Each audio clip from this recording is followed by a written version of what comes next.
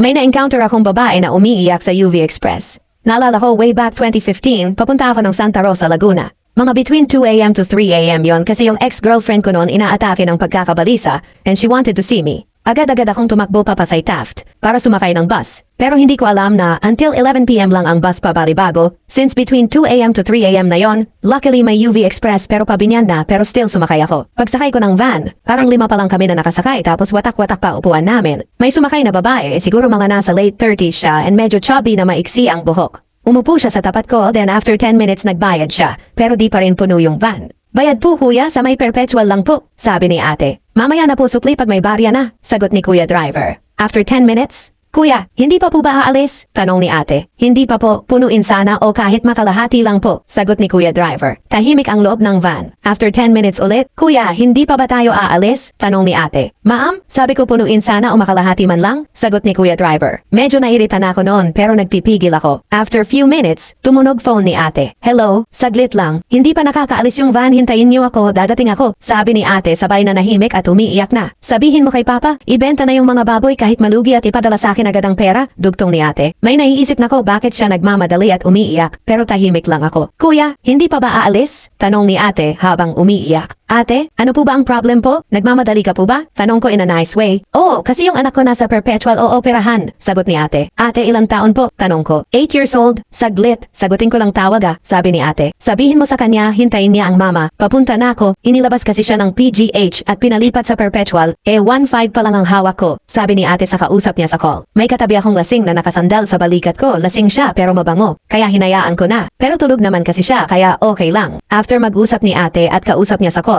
Kuya, matagal pa po ba? Tanong ni ate. Ate, pasensya ka na ask ko lang. Ang problema mo ba is kulang yung pera mo po? Tanong ko. Oo, malaki pa talaga, sagot ni ate. Ate, pasensya ka na idagdag mo na to, 500 pesos. Kahit paano makadagdag. Maliit man, makakabawas din sa babayaran nyo. At isama mo na itong prayer booklet ko, Lord of Pardon, para sa anak mo, sabi ko. Umiyak lalo si ate. Ate, magkano pera mo? 1.5? O ito 1K. Isama mo na yan para makabawas ka, sabi ni kuyang lasing. Lasing talaga siya magsalita pero bigla siya nagising nung umiyak si ate. Naiyak na rin ako kasi yung simple kong ginawa, nagising yung lasing at nag-abot pa. Nagulat ako after magbigay ng lasing. Lahat ng pasahero nag-abot at nakalikom si ate at yung driver na intindihan na niya yung sitwasyon. Binalik niya yung bayad at umalis kami agad-agad. Ang nakakatuwa pa lahat kami sabay-sabay nagbiyahe at hinatid siya sa Perpetual Hospital. Sa'yo baby girl na may sakit that time. Everyday kita sinasama sa prayer ko. And sana magaling ka na talaga. Maswerte ka at si ate ang naging nanay mo dahil kita naming mga pasahero kung gaano kanya kamahal. From sender, Gel. Follow us for more exclusive stories.